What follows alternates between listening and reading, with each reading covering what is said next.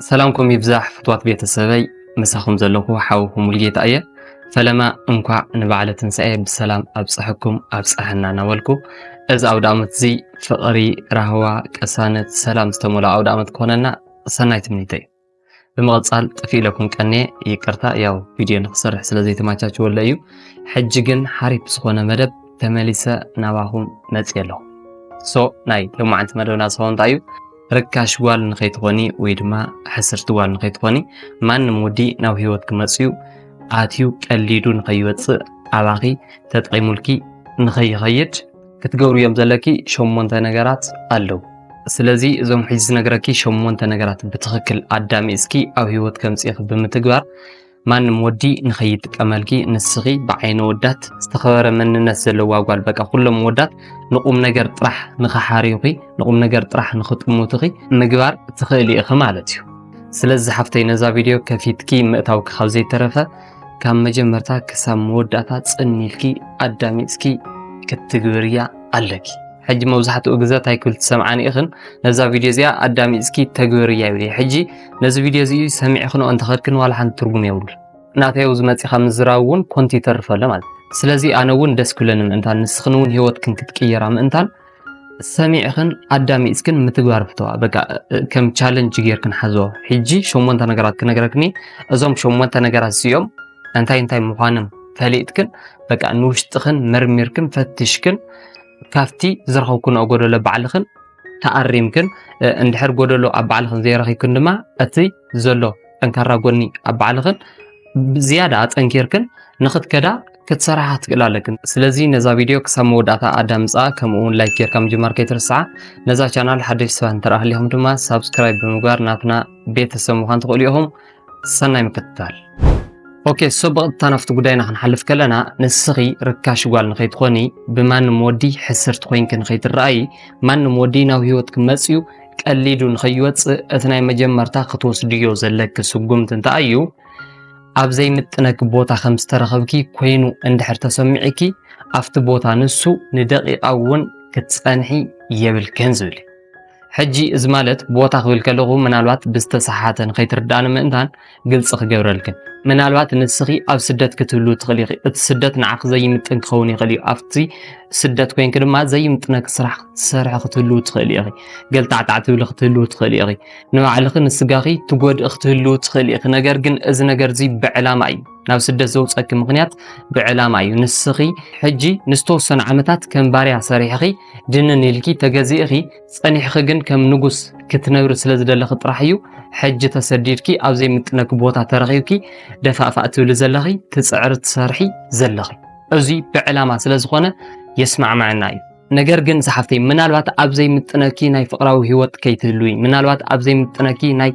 محزنة تركب كيتلوي منالوات أبزي متنكن أبزي تقمكن بوتا كيتلوجن نوشتخ حج ختمرمري عليكي حجي أو زختر دي زلكي نسخي أبزي متنك بوتا ترغي وكندحر هالليغي وشتخي نقراكي وشتخي تسأيلو إذا نقر زكون عخي متن أو زبوتا زو انتاي كيور لخ قليلو وشتخي ينقراكي نقرقن وشتخي عدامي اسكي موسانن زي موسانن ناتك قدا يتشاوت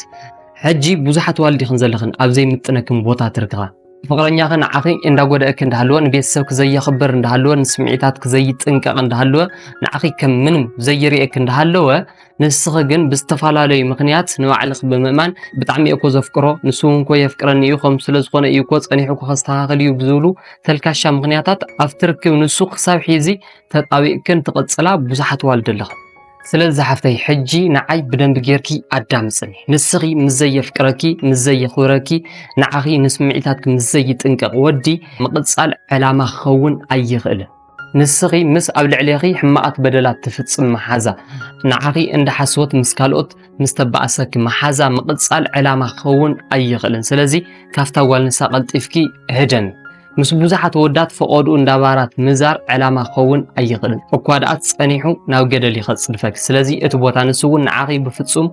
أي متنن مالتي سلازي حجوون قلتفكي نقي منالوات كم تعنت ويزولقي أو زي متنك بوتا خطركب اندحر كوين كون بعلامة اندحر كوينو طرح حجي أفت زي متنك بوتا ترغيوكي صنيحي كاو عطفي زي تقمك اندحر كوينو ጥራሕን ዳኣምበር ተዘይ ኮይኑ ግን ፀኒሕውን ዘይትጥቀምሉ ንዓኹ ጎዳእ እንዳሃለዎ እሞ ከዓ ሕጂ ኣብ ዘይምጥነክ ቦታ ተረኺብክ እንድሕር ሃልየኺ ግን ኣብቲ ቦታ ንሱ ደቂቓ እውን ኣይትፅንሒ ሕጂ ንውሽጥኺ ብምምርማር ቀልጢፍኪ ስጉምቲ ክትወስዲ ኣለኪ ማለት እዩ ኦኬ ናብቲ ካልኣይ ነጥቢ ክንሓልፍ ከለና ድማ ብዙሓት ወዳት ተጠቒሞም ንኽገድፉኺ ናባኺ ዝቐርቡ እንድሕር ኮይኖም ወይ ድማ ንዝተወሰነ ግዜያታት ምሳኺ ይፀንሑ እሞ ካብኡ ቀልጢፎም ካባኺ ዝሃድሙ እንድሕር ኮይኖም እቲ ስሕተት ካብቶም ኣወዳት ዘይኮነስ ካብ ባዕልኺ እዩ ሕጂ እንታይ መሲሉክ ዝሓፍተይ ሓደ ወዲ ንዓኺ ብቁም ነገር ዓይኒ ክጥምተክን ብናይ ጥቕሚ ዓይኒ ክጥምተክን እትገብርሉ ንስኺ ባዕልኺ ኢኺ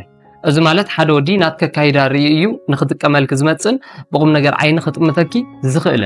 ሕጂ ሓደ ዋልድ ኣለኽን ደው ኢልክን ከም ዝትብላኒ በቃ ዝመፁ ናብ ህይወት ወዳሲ በቃ ተጠቒሞም ንኽገድፉን ጥራሕ እዮም ዝመርፁ ወይ ከዓ ዝተወሰነ መዓልትታት ኣዋርሒ ይፀንሑ እሞ ሽዑ ቀልጢፎም ከዓ ኢግኖር ይገብሩኒ በቃ ካባይ ሽፍቲ ይገብሩ ገለገለ ኢልክን ትዕልላኒ ኣዋልድ ኣለኽን እቲ ስሕተት ኣብ ባዕልኺ ናትኪ ኣቀራርባ ይውስኖ እዩ ቀልጢፍኪ ንሓደ ወዲ ክፍቲ እንድሕር ኮይንኩሉ ቀልጢፍኪ ናይ ህይወትኪ ሚስጥር ጉሕጉሕ ኣቢልክ እንድሕር ተዛሪብክዮ ምሳኺ ደስ ዝበሉ ሕማቓት ቃላት ንኽዕልል ዕድል እንድሕር ከፊትክሉ እንድሕር ኣዳሚፅክዮ እንታይ ኢሉ እሞ ንዓኽ ብቁም ነገር ዓይኒ ክጥምተኪ ስለዚ ንስኺ ኣካይዳኺ ከመይ እዩ ዘሎ ንውሽጢ ክመርመሪ ስለዚ ኣነውዚ ኣሕፅረ ኣቢለ ከረድአኪ ከለኹ ቁጥብቲ ክትኮኒ ኣለኪ ምስ ብዙሓት ወዳት ክትቀራረቢ የብልክን ብዙሕ ክትዛረቢ የብልክን ዝኾነ ይኹን ወዲ ንዓኽ ዘይምጥን ቃል እንድሕር ተዛሪቡኪ ከተዳምፅዮ የብልክን ቀልጢፍክ ብሎክ ክትገብሩዮ ኣለኪ ቀልጢፍክ ካብቲ ወዲ ንሱ ክትርሕቂ ኣለኪ ከምዚ እንድሕር ኮይንክ ድማ ማንም ጥቕመኛ ዝበሃል ወዲ ናብ ህይወትክ መፅኡ ክቕልድ ኣይኽእልን ማለት እዩ ንዓኺ ኣወዳት ክትእምትኹ እንድሕር ኮይኖም እውን ብናይ ቁም ነገር ዓይኒ ጥራሕ እምበር ብናይ ጥቕሚ ዓይኒ ብፍፁም ክትእምትኺ ኣይኽእሉ ኦኬ ናብቲ ሳልሳይ ነጥቢ ክንሓልፍ ከለና ድማ ኣብ ውሳነ ድኽምቲ እንድሕር ኮይንኪ ክትጉድኢ ግድን እዩ ዝብል እዚ ማለት ወሳኒት ክትኮኒ ኣለኪ ነገር ግን ከም ዝኽብል ከለኹ ንውሳነ ክትችኩሊ ኣለኪ ንውሳነ ክትሃፂ ኣለኪ ማለተይ ኣይኮነን በቃ ንስኺ ኣብቲ ክትውስንዮ ዝደለኽ ነገር እኹል ምኽንያት እንድሕር ረኺብኪ ላንጋ ኣይትኹን ምኽንያቱም ንኽትውስን ዘጠዋውጉልኻው ብዙሓት ነገራት እዮም ዘለውኮ ንኣብነት እቲ ዝዓበየ ኳስ ፍርሒ ኣሎ እንድሕር ወሲኖ ከምዚ ከየጋጥመኒ ከምዚ ከይኸውን ሒዚ ከምዚ ኢለ ምንባር ይሕሸኒ ገለገለ ዝብል ብጣዕሚ ዓብዪ ፍርሒ ይመፀካ እዩ ነገር ግን ነቲ ፍርሒ ስዒርኪ እንድሕር ወሲንክ ጥራሕኺ ዕውትቲ ክትኮን ትኽእል እንተዘይኮይኑ ግን ኣብ ውሳነ ድኽምቲ እንድሕር ኮይንኪ ንዘለዓለም እንዳተጎዳእኺ ትነብሪ ማለት እዩ ኦኬ ናብቲ ራብዓይ ነጥቢ ክንሓልፍ ከለና ድማ ዘጥፋእኽዮ ጥፍኣት እንድሕር ሃልዩ ምኽንያታት ኣይትፍጠሪ ቀልጢፍኪ ጥፍኣትኪ እመኒ ዝብል ሕጂ ወዲ ሰብ ኮይኑ ዘየጥፍእ የለን ስለዚ ንስኹ እውን ምናልባት ኣብ ልዕሊ ፍቕረኛ ክኸውን ይኽእል እዩ ኣብ ዝኾነ ይኹን ቦታ ከተጥፍእ ትኽእል ኢኺ ስለዚ እንድሕር ኣጥፊእኺ ድማ ነቲ ጥፍኣትክ ንኽትሽፍን ኢልኪ ምኽንያታት ብፍፁም ክትድርድሪ የብልክን ምኽንያታት ከተቕርቢ የብልክን እንታይ ደኣ ቀልጢፍክ ጥፍኣትክ ክትኣምኒ ኣለኪ ሕጂ ንኣብነት ኣብ ልዕሊ ፍቕረኛኺ ዝኾነ ጥፍኣት እንድሕር ፈፂምክሞ እቲ ጥፍኣት ንሱ ንዘይምእማን ኢልክን ፍቕረኛኺ ዝተፈላለዩ ምኽንያታት ተቐርብሉ እንድሕር ሃልየኺ እቲ ፍቕረኛኺ እንዳተዓዘበኪ እዩ ዝኸይድ ምክንያቱም መጀመርታ ክሽውድ እየ ትኽእል ኢኺ ካልኣይ ክሽውድ እየ ትኽእል ኢኺ ሳልሳይ ግን ብዝተፈላለዩ ምክንያት ገይሩ ክሕዘኪ እዩ ክረኽበኪ እዩ ስለዚ ጥፍኣትካ ኣሚንኪ ንጥፍኣትኪ ይቅርታ ዘይተሓቲ እንድሕር ኮይንኪ ካልኦት ምክንያታት ትድርድር እንድሕር ኮይንኪ ድማ እቲ ወዲ ንሱ ከም ርካሽ ጓል ከም ሕስርቲ ጓል ርዩ ካባኺ ንኽርሕቕ እዩ ዝመርፅ በዚ ነገር ብዙሓት ዋልድ ስለ ዝፈልጥ እየ ብዙሓት ደረቓት ዋልድ ኣለዋ በቃ ዝኾነ ጥፍኣት ፈፂመ እንዳሃለዋ ነገር ግን ጥፍኣተን ከኣምና ዘይደልያ በቃ ክሃድማ ይደልያ ከምልጥ ኣይደልያ ካብ ጥፍኣት በቃ ይቅርታ ንምባልስ ዓቐበት ዝኾነ ንዋልድ ብዙሓት ዋልድ ኣለዋ ኣነ ብግለይ ዝፈልጠን ማለት እዩ ስለዚ ንስኹ እውን ከምዚ ዓይነት ጓል እንድሕር ኮይንኪ ንስኺ ብሰባት ከም ርካሽ ጓል ከም ሕስርቲ ጓል ኢኻ ክትቁፀር እምበር ብፍፁም ከም ክብርቲ ጓል ክትቁፀሪ ኣይትኽእልን ምክንያቱም ብኩሉ ሰብ ትኽበር ጓል ማለት ዝኾነ ስሕተት ክትፍፅም ትኽእል እያ ነገር ግን ካብቲ ስሕተታ ቀልጢፋ ትእረም ቀልጢፋ ይቅርታ ትሓትት እንድሕር ኮይና ጥራሕ እያ ብማንም ሰብ ክትኽበርን ክትፍቶን ትኽእል ማለት እዩ ኦኬ ናብቲ ሓምሻይ ነጥቢ ክንሓልፍ ከለና ድማ ብዙሕ ደላይ ስለ ዘለክ ጥራሕ ንስኺ ብቕዕቲ ጓል ኢኽ ማለት ኣይኮነን ኣብዛ ኣነ ካብ ብዙሓት ዋልድ ዝዕዘቦ ሓደ ነገር ኣሎ ንሓንቲ ጓል ብዙሓት ወዳት ሃይ እንድሕር ኢሎም እንድሕር ተቐራሪቦማስ በቃ ንሳ ከም ብቕዕቲ ጓል ይመስላ እሞ ከምዚ ንባዕላስ ኦቨር ትሰቕሎ ካብኡ ድሕሪ ንባዕልኻ ብጣዕሚ ላዕሊ ጌርካ ሰቒልካ እንድሕር ሪኢኻዮ ድማ ንሰባት ኣይተኽብርን ንሰባት ምድሃል ትጅምር በቃ መን ከም ኣነ ጥራሕ ኢኻ ክትብል ትኽእል ስለዚ ሰሓፍተይ ምናልባት ንዓኺ ብዙሓት ጠየቕቲ ብዙሓት ሃይ ባህልቲ ገለ ክህልውኺ ይኽእሉ እዮም እዚ ማለት ንስኺ ብቕዕቲ ኢኺ ማለት ኣይኮነን ንስኺ ብቕዕቲ ክትኮን እንድሕር ኮይንኪ ናትኪ ውሽጣዊ መንነት ብፅቡቕ ጌርኪ እንድሕር ሃኒፅክዮ ጥራሕን እዩ ምክንያቱም መብዛሕትኦም ብደገ ሃይ ሃይ ዝብሉኻሲ ናትካ ውሽጣዊ መንነት ፈሊጦም ይኹን ምናልባት ስኽ መልክዕ ክሽኮር ክትኾን ትኽእል ኢኹ ምናልባት ቅርፂ ኣካላትካ ሓሪፍ ክኸውን ይኽእል እዩ ካብኡ ተወጊሶም እዮም መብዛሕትኦም ኣወዳት ናባኺ ክቀራረቡ ዝኽእሉ እዚ ኮይኑ ግን ሓደ ወዲ ናትኪ ትክክለኛ ውሽጣዊ መንነት ክፈልጥ እንድሕር ኮይኑ ምሳኺ እኹል ዝበሃል ግዜ ክሕልፍ ኣለዎ ኦኬ ናብቲ ሻድሻይ ነጥቢ ክንሓልፍ ከለና ድማ ብባዕልኺ ትተኣማመኒ እንድሕር ኮይንክና ዝኣመንክሉ ነገር ጥራሕ ትሰርሕ እንድሕር ኮይንኪ ዝኾነ ይኹን ነገር ናይ ባዕልኺ ምግባር ትኽእል ኢኺ ዝብል እዚ ማለት ሕፅረ ቢለ ክገልጸ ከለኹ ንስኺ ብባዕልኺ 100% ትተኣማመን እንድሕር ኮይንኪ ኣብ ባዕልኺ ኮንፊደንስ እንድሕር ሃልይኩና ንስኺ ዝኣመንክሉ ጥራሕ ትሰርሕ እንድሕር ኮይንኪ ብናይ ሰብ መምርሒ ዘይትጓዓዝ እንድሕር ኮይንኪ ንስኺ ደስ ዝበለኪ ነገር ናይ ምርካብ ሰፊሕ ዝኾነ ዕድል ኣለኪ ማለት እዩ ኣነ ከመይ ገይረ ኣብ ባዕለይ ዓርሰ ምትእማን ወይ ድማ ኮንፊደንስ ክሃንፅ ክዕቢ ይኽእል ኢልክ እንድሕር ሓትክኒ እዛ ቪድዮ እዚኣ ሰሪሐያ እኒኹ ናብዛ ቪድዮ እዚኣ ምልስ ኢልኪ ተመልኪትኪ ኣብ ባዕልኺ 100% ኮንፊደንስ ከተማዕበሊ ትኽእል ኢኺ ማለት እዩ ኦኬ ናብቲ ሻውዓይ ነጥቢ ክንሓልፍ ከለና ድማ ኣብ መንፈሳዊ ህይወትኪ ጠንካራ እንድሕር ኮይንኪ ንስኺ ብፍጹም ርካሽ ጓል ክትኮኒ ኣይትኽእልን እኳ ደኣ ዝተረፈ ህይወትኪ ዝተባረኸ ይኸውን ደኣ እምበር ዝብል ሕጂ ነዛ ነጥቢ እዚኣ ብዙሕ ምትንታን ዘልያ ነገር ይኹነን ግን ኣብዚኣ ክትሕዝያ ዘለኪ ነገር ንስኺ ኣብ መንፈሳዊ ህይወትኪ ጠንካራ ክትኮኒ ከም ዘለኪ ይነግረካ ኣለኹ ምክንያቱም ኣብ መንፈሳዊ ህይወትኪ ጠንካራ እንድሕር ኮይንኪ